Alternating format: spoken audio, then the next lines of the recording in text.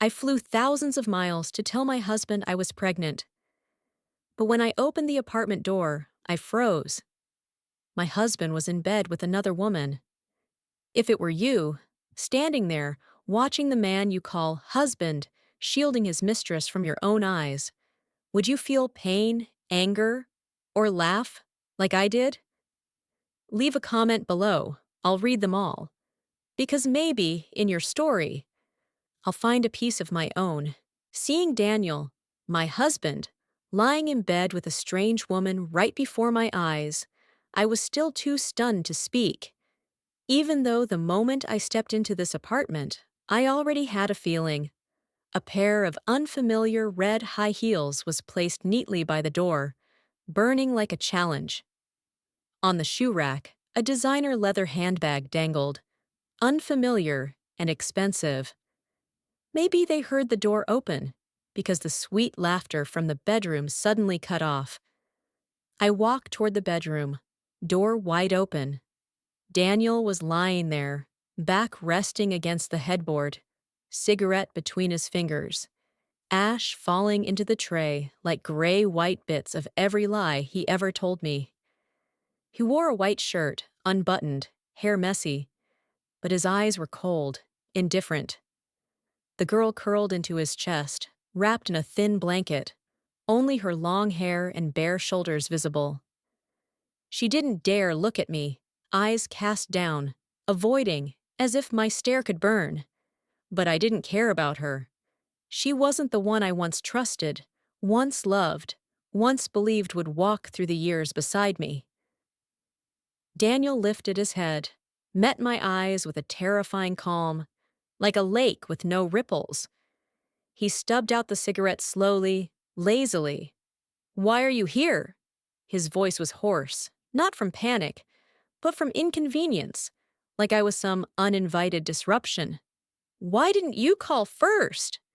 Those words hit like a punch, not hard, but enough to knock the breath out of me. My chest tightened, like all the air had been sucked away. So now, to see my own husband, I needed permission? So this house, my house, had no space left for me? I hid my trembling hands behind my back, fingers digging into each other, trying to keep them from revealing the pain rising inside me. I looked straight into his eyes, jaw clenched, forcing a sentence through my parched throat. "Do you even know what you're doing?" The moment I asked that question, I realized how ridiculous I was. Of course he knew. He knew exactly what he was doing, more than I had ever imagined. I shifted my gaze to the girl. Maybe his indifference had emboldened her. She lifted her head, and our eyes met. Just for a second, but it was enough. Not fear, not shame, but a flicker of defiance, like she was sizing me up, waiting to see what I'd do next. "What's your name?" I asked, my voice cold, but quivering slightly, like a guitar string pulled too tight. Before the words even finished leaving my mouth, Daniel's arm shot out like a reflex. He pulled her behind him, shielding her from my stare like I was a threat. For the first time, his face showed something, not guilt, but defense. "Emma, don't take it out on her," he said, voice low but sharp. "This is my fault." I caused it. I'll take responsibility. He stepped off the bed, bare feet hitting the floor with a soft but echoing thud in the silence of the room. He opened the closet, rummaged a bit, then pulled out a brand new silk dress, the price tag still swinging. He held it out to her, his voice tender, indulgent, like I wasn't even there. "Here, put this on," he murmured. "Go on home. I'll come to you soon." She nodded, timidly, but her eyes gleamed with a hint of triumph as she took the dress. She turned away, pulling it over her body slowly, as if trying to stretch out the moment. Daniel zipped the back of her dress himself, his fingers gliding down her back, gentle, intimate. I stood there watching them, and suddenly I laughed. A dry, sharp laugh, like glass shattering. Tears threatened to spill, but I didn't let them. Not here, not in front of him. I looked away from them, turned around, and walked straight to the balcony. The window was wide open, and hot air rushed against my face. The excitement I felt stepping onto the plane, the surprise gift I had brought for Daniel, it all vanished with the wind, as if it never existed. I stood gripping the railing, fingernails scraping against the chipped paint, searching for something solid to hold onto in the storm inside me. Footsteps echoed behind me. Daniel was walking her to the door. I heard him saying something, softly, gently, the way he used to speak to me in another lifetime. The front door opened, then shut with a dry thud. I heard the elevator ding, then silence. He returned. I could feel him there, even without turning around. He cleared his throat, breaking the stillness. "Emma, let's talk," he said, his voice flat, like he was negotiating a contract. He leaned back on the sofa, lit a fresh cigarette. Smoke drifted, hazy, blurring his eyes. When he mentioned her, the corners of his mouth lifted, dreamy, like a boy who had just fallen in love. "I'm exhausted," he said, voice feather light. "If I hadn't met Ashley, I don't think I would have made it this far." He kept going, steady, like he'd rehearsed it 100 times. "Emma, there hasn't been love between us for a long time. Let's stop this." That "let's stop this" sounded so casual, like wiping away 10 years together. 4 years dating, 6 years married. The same man who once held my hand under moonlight, careful, hesitant, had grown up, changed, become a stranger. "There are no kids right now," he said, tone serious, almost cold. "You and we can both start over." He looked at me, eyes unwavering, like he had made his decision long ago, and I was just the last to be told. The cigarette burned out, its red tip fading.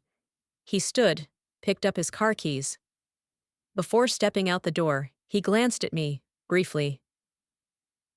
"Think it over carefully," he said quietly, like he was offering me kindness. "I'll try to make it up to you."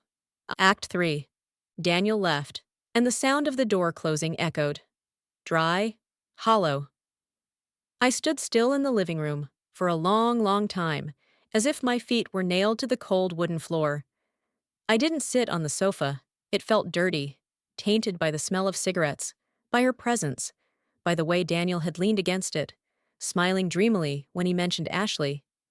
This room. There was nothing here that belonged to me anymore. I glanced around. The teddy bear that used to lie at the head of the bed, the nightgown that once hung in the closet, the jar of moisturizer in the bathroom. All of it gone, as if Daniel had carefully erased every trace of me. Everything had been tidied up so neatly, like I had never existed in his world. I gripped my phone tightly, fingers trembling slightly as they touched the screen.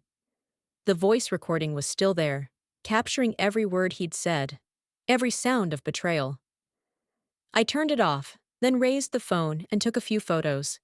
The messy bed, the ashtray full of cigarette butts, the silk dress lying crumpled on the floor. I turned and walked out of the apartment, slid into the driver's seat. On the passenger seat, the ultrasound report from the hospital still sat there. It was supposed to be a surprise for Daniel, a piece of joyful news I'd planned to share. Just this morning, after my hospital visit, I'd called him multiple times, excited. He didn't pick up, not once. I thought he was busy, thought maybe work had swept him away. I took a day off, flew straight from California to New York just to tell him myself, to see the smile on his face when he found out we were going to have a family. But now, looking at the file folder, I knew he would never see it. And maybe it didn't even matter anymore. Looking back, the signs had been there all along. When he started coming home less often, when he silenced his phone mid-ring, when the business trips stretched longer with no explanation. The year we were about to get married, his job suddenly relocated to another city. He held me, his voice soft, patient. "Emma, can you trust me?" I didn't. I never believed in long-distance love, but he promised. He'd deposit money into our joint account, come home every weekend, FaceTime so I'd know he was still there. For his career, for our future, I compromised. Daniel said he was tired. But what about me? I was tired too. When we were renovating the new house, fighting tooth and nail with the construction crew, he had no idea. When our parents were hospitalized, and I was the one rushing back and forth between home and the hospital, he didn't know. These past 2 years, after every failed attempt to conceive, I bore the pressure from both families, the pitiful stares, the probing questions. He knew nothing. Love made me shoulder everything, swallowing it all alone. And yet Daniel said that without Ashley, he wouldn't have made it. I laughed, a dry, bitter laugh echoing inside the silent car. Turns out I wasn't as heartbroken as I thought I'd be. Not even enough to argue with him, to unleash the anger. I couldn't be bothered anymore. Act 4. I didn't go home that night. I booked a hotel room, took a shower, then lay on the bed. My mind foggy, as if lost in a thick mist. The cold white sheets rubbed against my skin, a reminder of the emptiness surrounding me. In the middle of the night, my phone buzzed. Daniel was calling. He must have returned to the apartment and found I wasn't there. "Did you go home already?" he asked. Without waiting for an answer, he continued, "I'll be back this week. Let's talk about the divorce. If you have any requests, just say them. Don't tell my parents yet." The call ended. I sat there, gripping the phone tightly, his coldness sweeping through like a gust of wind, jolting me awake, but also leaving me numb. The next day, I didn't go home. I went straight to the hospital. The tears I'd held back all night finally fell when I scheduled the procedure. The surgery was set for next week. The child I had longed for, the joy I had planned to share with Daniel, had come at the worst possible time. As I stepped out of the hospital, my phone buzzed again. Daniel's mom was calling. "Emma, sweetheart, are you home?" Her voice was warm, casual, like she had no idea about the crack between me and her son. "Your dad made chicken soup and fresh biscuits. We're bringing them over." I sat in the car, crying silently, uncontrollably, choking on sobs I couldn't voice. She kept talking, gently reminding me of things.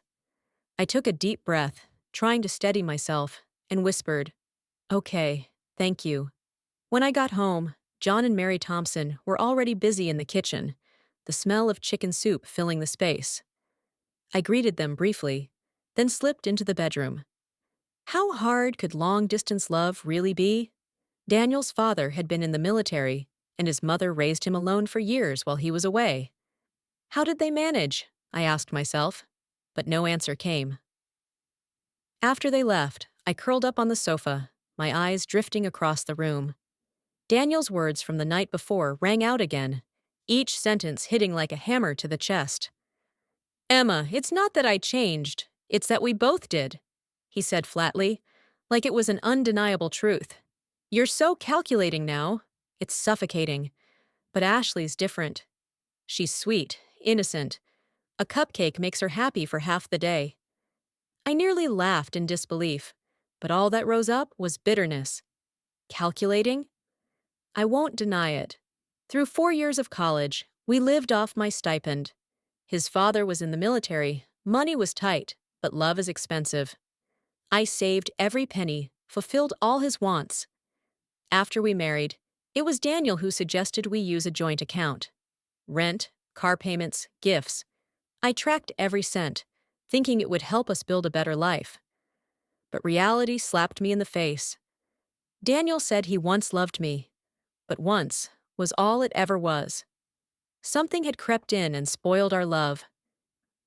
I looked at him, didn't argue, only asked, "When did you and Ashley start?" He pressed his lips together, didn't answer, but his eyes flashed with irritation, as if I was digging into something that no longer mattered. He misunderstood, thought I was trying to hold on. That's why he called at midnight, reminding me we were already on the path to divorce. I wasn't heartbroken, just bitter, like the taste of cold coffee left in the cup. Our wedding photo from 6 years ago still sat in the center of the living room, glaring back at me. I walked over, took the frame down. A piece of paper slipped out, floating gently to the floor. I bent down to pick it up, but when I saw Daniel's handwriting, my fingers froze. I laughed, confused, bitter. 6 years ago, to marry me, he wrote every word himself, promises that burned with sincerity and made me believe he'd love me forever. During the first 2 years of long-distance marriage, he'd sneak home 2, 3 times a week, pat my head and smile. I can't rest knowing I've got a wife waiting at home. Later, even after his promotion and packed schedule, he still made it home every Friday, deposited money into our joint account, forwarded credit card statements directly to my email. I never doubted his love, but trust is like sand in a glass jar. Once shattered, you can't gather it back. I folded the paper and sat in silence for a long time, like I was burying the past 10 years. The doorbell rang, snapping me back to the present. I had packed all of Daniel's belongings into cardboard boxes, everything folded neatly, the same way he'd erased me from his apartment. I called a moving service, asked the driver to deliver it all to where he was staying. At 8 p.m., the delivery was made. My phone rang. Daniel's voice came through, sharp and angry. "Emma, what the hell are you doing? You boxed up all my stuff and sent it here. What's that supposed to mean?" He was, practically shouting, his voice shrill, like I was the one in the wrong. I froze for a second, then hung up without a word. What could I possibly mean? He cheated. He wanted the divorce, so the one who had to pack up and leave my life, of course, was him. Saturday noon, the doorbell rang nonstop. Through the camera screen, I saw Daniel standing at the door, his face tight with irritation, eyebrows furrowed. Beside him, Ashley placed her hand on his arm, whispering something, trying to comfort him. I froze, unable to believe he had the audacity to bring her here, right to my doorstep, to discuss the divorce. That shamelessness stung even worse than the moment I'd caught them in bed. He rang the bell a few more times. Finally, my phone lit up. "Emma, did you change the locks?" Daniel snapped. "We're not even divorced yet." Don't be unreasonable. So all the sweetness from before had been fake, and now that there was no more love, he didn't even bother hiding how nasty he could be. I lay on the spa bed, holding the phone a bit farther from my ear, as if trying to push his voice out of my world. "Oh, so you do remember we're not divorced yet?"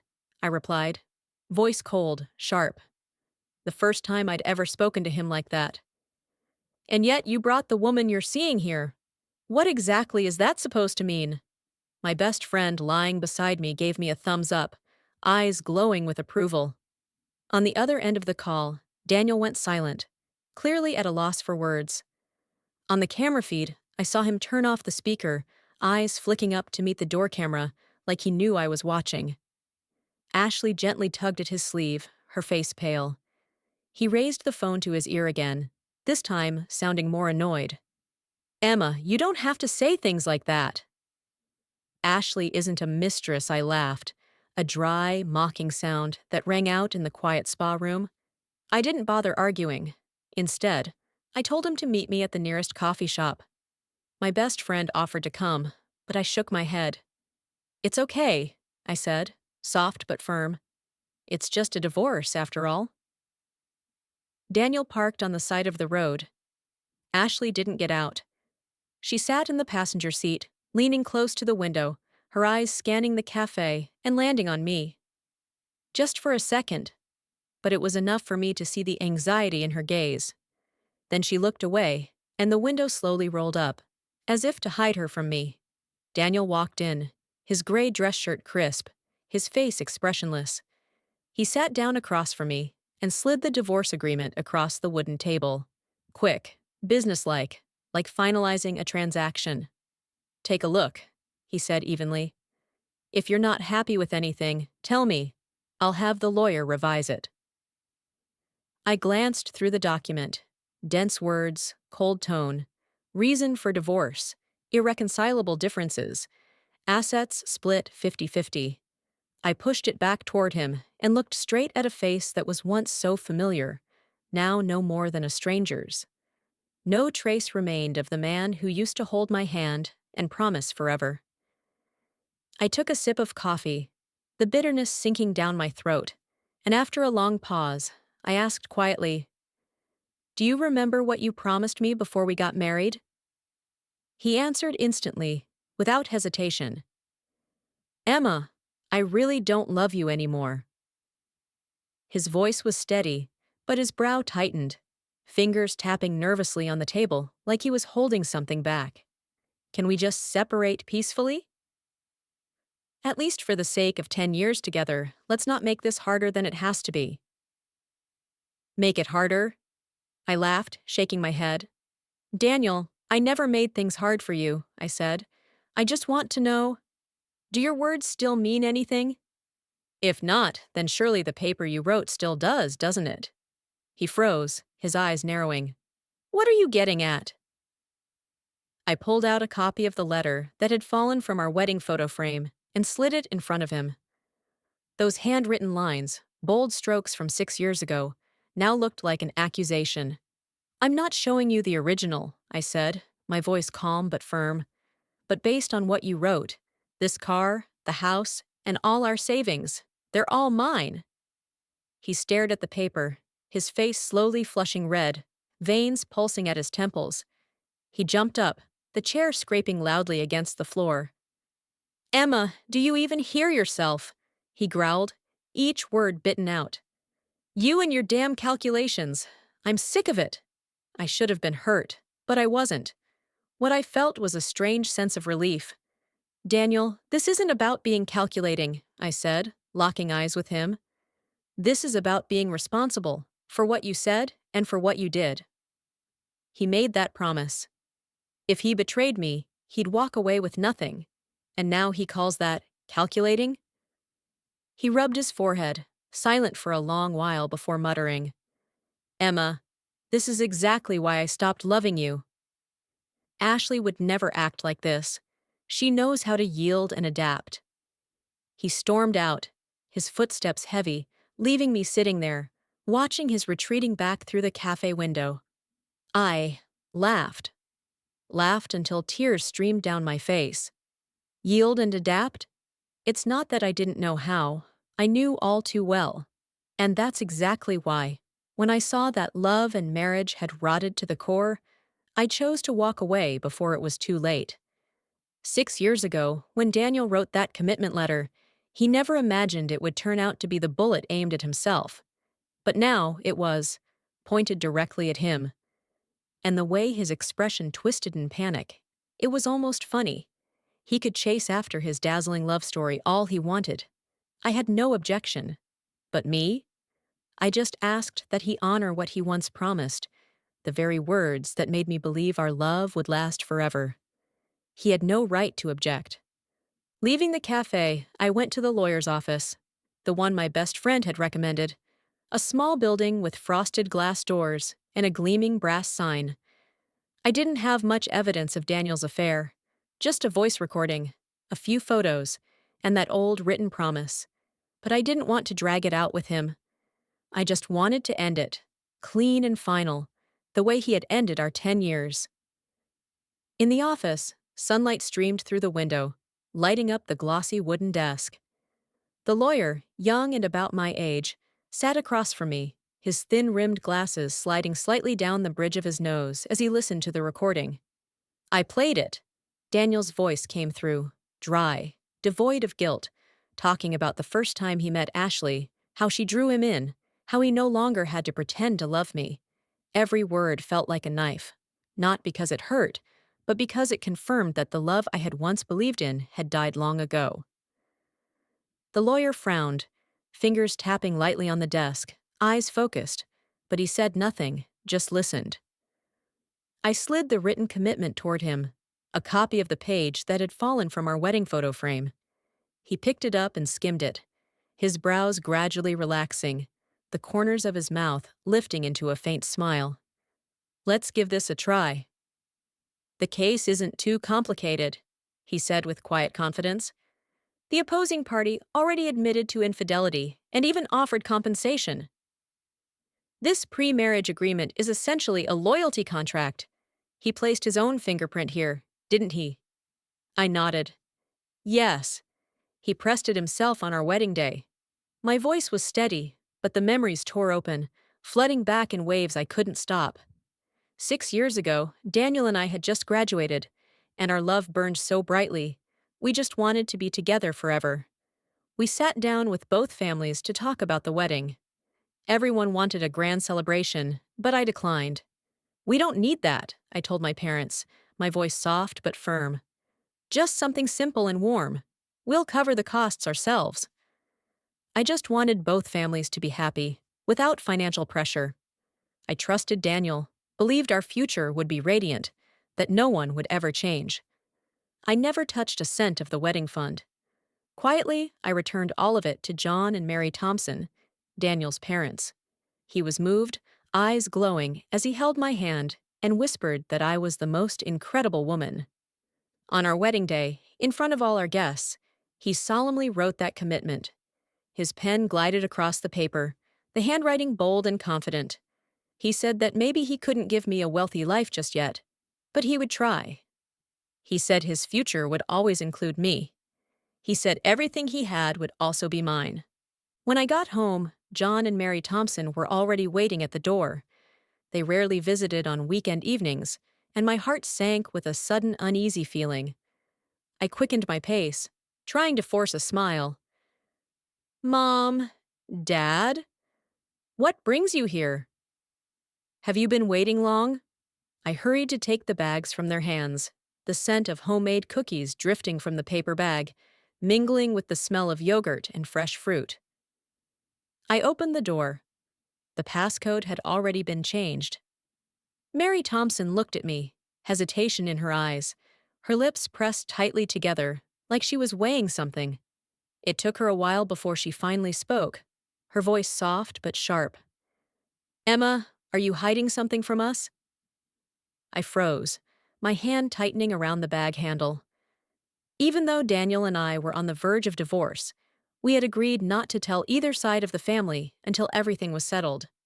Of course not, I replied, trying to keep my tone light. John and Mary Thompson had always treated me like their own daughter. I never learned how to cook, so every few days, they'd call to check in, sometimes mailing boxes of homemade pastries, and my fridge was always stocked with fruit and yogurt they brought.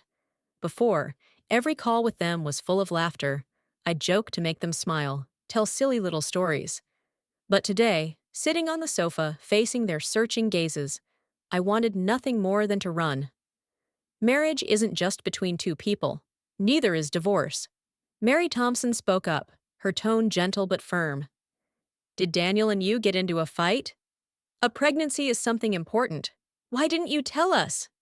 Her words landed like a blade, making my heart skip a beat and my response lag a second. I panicked, about to deny it. I didn't. But she cut me off, her eyes still kind, but leaving no room to dodge. This morning, I happened to run into Miss Wilder. She told me, "You've been seeing her for your prenatal visits, haven't you?" From the moment I found out I was pregnant to the moment I decided to terminate it, only a day had passed. I had chosen a different hospital for the surgery, thinking I could keep it all hidden. But I forgot. Pregnancy isn't something you can hide forever. Miss Wilder, my ultrasound doctor, was a longtime friend of Mary's. I lowered my head, eyes drifting over the carpet, and said flatly, "There's no reason. I just don't want to keep it."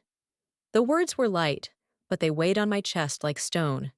At 10 p.m., I sat cross-legged on the sofa.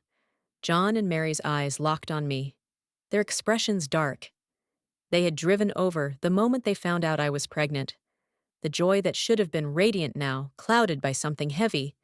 The air in the living room was suffocating, like even the sounds had been swallowed by the silence. They wanted to comfort me, but didn't know how, so they just sat there, saying nothing.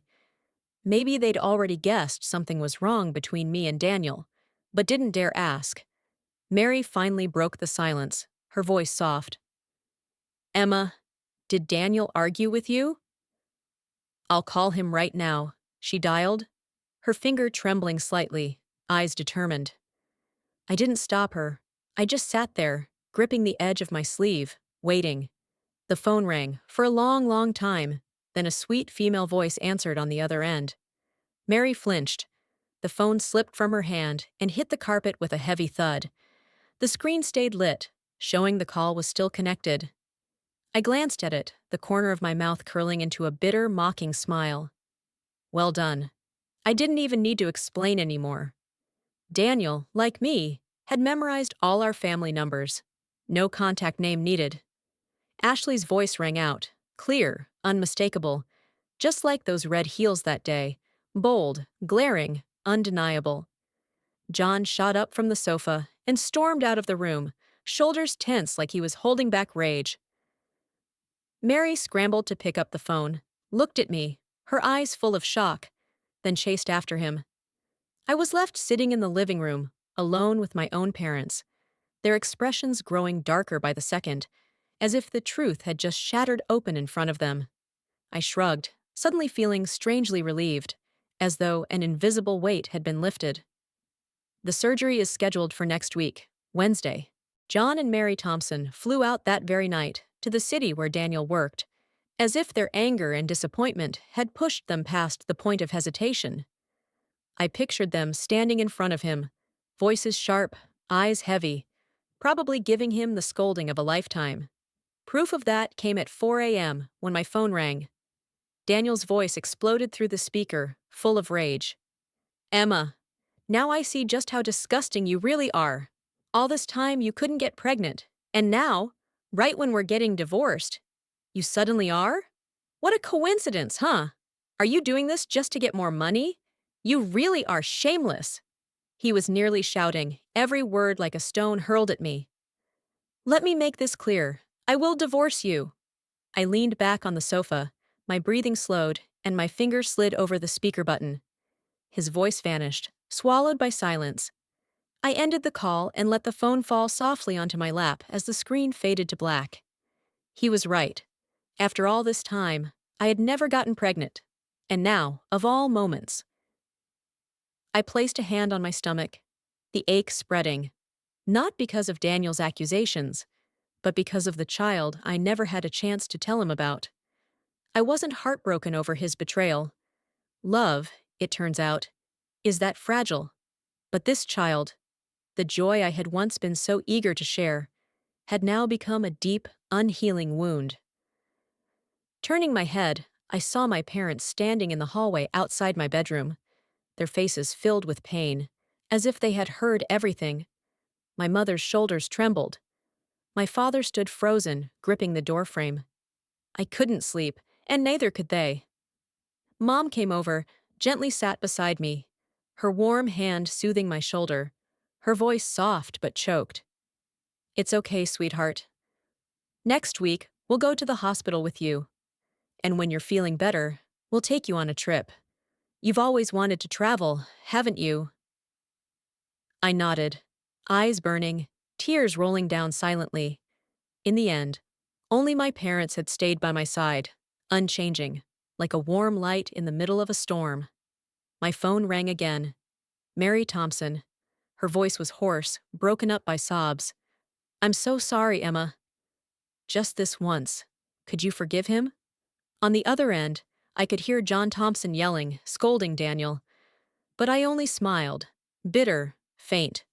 Betrayal happens once, or over and over.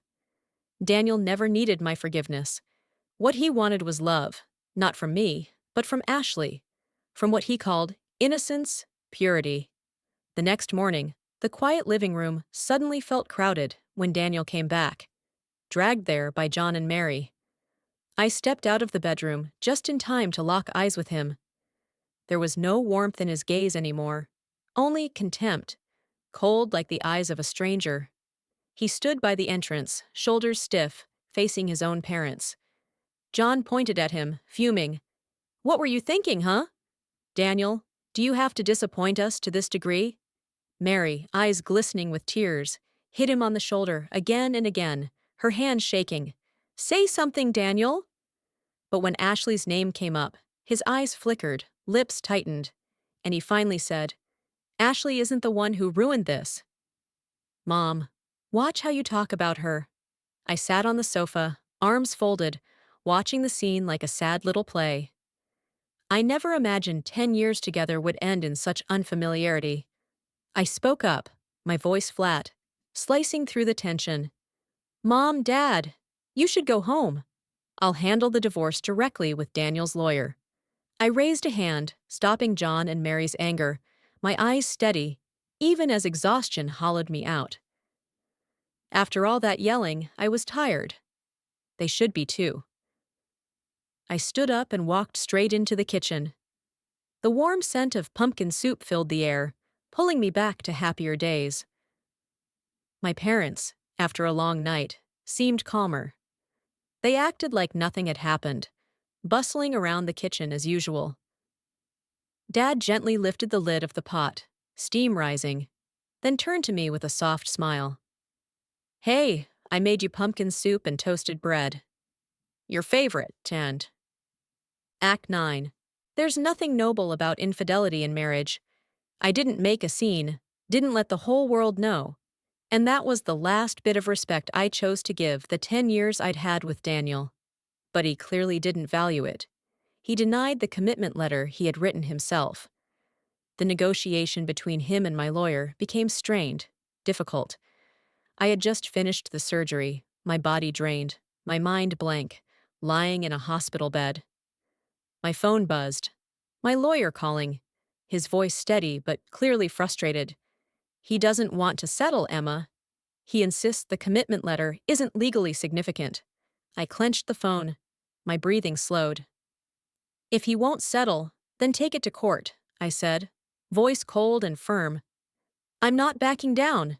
He will be held to what he promised. I hung up and leaned back, the harsh white hospital lights glaring down at me, as if trying to expose every wound I'd tried to hide. But when I looked up, I froze. Ashley was standing at the door of my hospital room. Her eyes were full of smugness, the corner of her lips curled in a taunting smirk, like she was declaring victory. My chest tightened, brows furrowed. I couldn't understand why she was here, why mistresses always needed to show up in front of the wife to flaunt their presence. I remembered how, right after Daniel had been dragged home by John and Mary Thompson, Ashley sent me a friend request on Instagram. Daniel said he only truly felt love when he was with me. He's been sick of you for a long time. I didn't need her to tell me that. I already knew. I chose divorce not because she pushed me to, but because I no longer wanted to hold on to a marriage that had long since rotted. And yet there she was, standing at the hospital room door, as if needing to confirm she had won. My parents, sitting beside my bed, sensed something was off. My mom turned her head, puzzled. Who's that? Do you know her?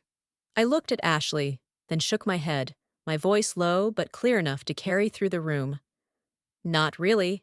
Just the girl Daniel's been seeing. The words were calm, but cut clean through the quiet. There were a few others in the room, and all eyes turned toward the door, landing on Ashley, full of contempt, like she was a stain. The family of the patient in the bed nearest the door stood up, walked over quickly, and slammed the door shut, bang, and Ashley vanished behind it. That's the thing. When you're the mistress, all you'll ever get is scorn. Act 10. When I was discharged from the hospital, the moment I pushed open the door, my best friend rushed over, eyes glowing, holding a steaming cup of coffee. Good news! She shouted excitedly. Your court date with Daniel might be moved up. She flopped down onto the sofa, voice firm. I checked with the lawyer. You're going to win, for sure. But have you gone over the joint assets carefully? I nodded. The house, the car, everything we bought after getting married was fully documented. Daniel's salary was transferred regularly into the joint account, and he sent me his payslips like clockwork, a habit kept flawlessly intact. Even while seeing Ashley, he left no loose ends. If he wasn't such a good actor, how could I not have noticed a thing all this time? My best friend widened her eyes, pointing at me in warning. What about all the stuff he bought for her? You need to claim that too, I shrugged, my voice calm. Those gifts weren't worth much anyway. But I knew what needed to be reclaimed. I would reclaim. Fortunately, Ashley Miller, after connecting with me on Instagram, had a habit of showing off. Every gift Daniel gave her, a necklace, handbag, silk dress, she posted proudly with smug captions. I screenshotted everything and sent it to my lawyer. He replied with just one line. Got it? Don't worry, while waiting for the hearing, John and Mary Thompson visited multiple times. I thought they'd try to convince me to back down, settle the divorce peacefully, avoid escalation. But no, they quietly rang the bell, waited for me to open the door, even though they still remembered the code. They brought pastries, yogurt, just like the old days. Eyes full of sorrow, but never saying a word about Daniel. Every time they came, I felt a little lighter, reminded that some people still genuinely cared. On the day of the hearing, the courtroom air felt suffocating, the white ceiling lights casting harsh shadows on Daniel's tense face. He didn't deny the affair, but still turned around to look at Ashley sitting in the back row, eyes full of deep emotion, like some self-appointed warrior for love. John and Mary, seated not far away, began to show their disappointment. John, a soldier who'd lived by principle all his life, gripped the armrest tightly, unable to believe his son had become this person. Daniel stood at the podium, voice cold. Yes, I wrote that agreement on our wedding day, but it has no legal effect. I don't acknowledge it. I looked at him, the man who used to mean the world to me, now as unfamiliar as a stranger. Then I pulled up the wedding video, carefully stored on my phone. The big screen showed a young, glowing Daniel, holding a mic and reading every word of the agreement in front of the wedding hall. I allow everyone here to hold me accountable. In this life, I'll love only you, his voice rang out. If I ever betray you, everything, money, cars, house, will be yours. No one forced him to say it. No one forced him to write it. The courtroom fell silent, with only John Thompson's long sigh breaking the air. My lawyer stood up and explained that the agreement, with his signature and witnesses, was legally valid. The house and car loans had been paid off 2 years ago. Most of the savings in the joint account were managed by me. The court ruled in my favor. Daniel was furious, face flushed, wanting to appeal. But John and Mary immediately stood up, John's voice shaking. That's enough. Don't disappoint your parents any further. Daniel looked at them, scoffed, then turned to me, tone dripping with sarcasm. Emma, do you even realize how much you reek of money? To you, there's nothing but houses, cars, and savings. You honestly disgust me. Funny. I had the house, the car, the savings, all things he had promised me. Why would I need a love that had already crumbled and left nothing but pain? I looked at him and said nothing. He took Ashley's hand and walked out to the parking lot without looking back. I called out, Daniel? He stopped, turned his head, eyes glaring. Make sure the car's washed before you return it, I said, voice slow but firm. According to the ruling, he had a month to transfer ownership. Ashley, beside him, silently let go of his hand and hesitated, maybe realizing the love she'd chased was falling apart. I glanced at my best friend. We both stifled a laugh. Daniel could believe in his true love with Ashley, but in a world built on material ambitions, it was nothing more than dust.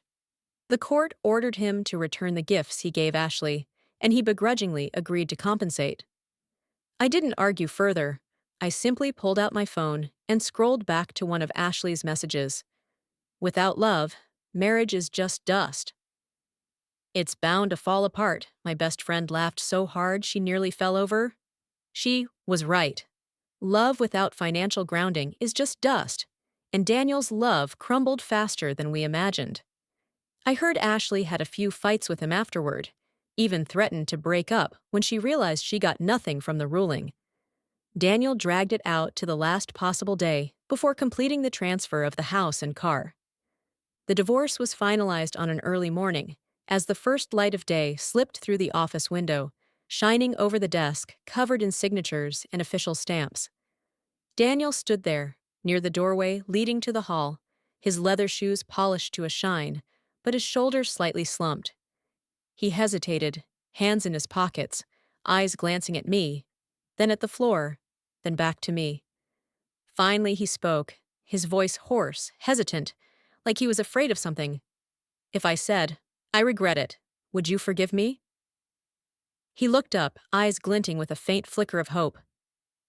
"I mean it, Emma. I I think I really do regret it." I stood still, fingers lightly tightening around my handbag. His words passed over me like a breeze, touching me, but not enough to move me. I looked at him, not with scorn, but with the quiet relief of someone who's already walked through the storm. Just before leaving, he suddenly grabbed my hand. "Emma, you're colder than I thought," he said, voice trembling, like he was searching for some kind of explanation. "How could you just walk away from 10 years? Just end it like that, without even giving me a chance to fix it?" I pulled my hand back, gently but firmly, and looked him straight in the eyes. He didn't understand, and maybe he never would. From the moment those red high heels appeared outside our apartment, from the second I heard Ashley's voice on the phone, from the way he shielded her in front of me, everything had drawn a line we could never cross again. Just 3 short months, from the day I discovered his betrayal to the moment it all ended. I didn't scream, didn't cry, didn't argue. I stayed calm, like an outsider watching it unfold, because deep down I knew, no matter how much it hurt, we could never go back. I stepped out of the office, the soft morning sunlight resting gently on my shoulders, like it was trying to soothe all the invisible scars. I wasn't in a rush. My steps were slow along the sidewalk, dry leaves crunching softly underfoot like a quiet melody. When I got home, I opened the windows, letting in the cool breeze to carry away the smell of smoke and the memories of Daniel. I made a cup of coffee, the steam curling around my fingers, and sat on the sofa, my gaze resting on the wedding photo that had been replaced with a small painting. A sunflower field glowing golden beneath a bright blue sky, a reminder of new days ahead. I was no longer the Emma who clung to the balcony railing in pain, who clutched ultrasound reports with trembling hands. I was the Emma of quiet mornings, of warm tea, of dreams to travel with my parents, of a future I would write for myself.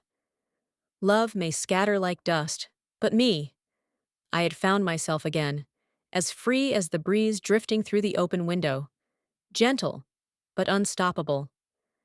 And sometimes, letting go isn't losing. It's giving yourself a chance to truly live, to love yourself, and to walk forward on a path lit brightly by the sun,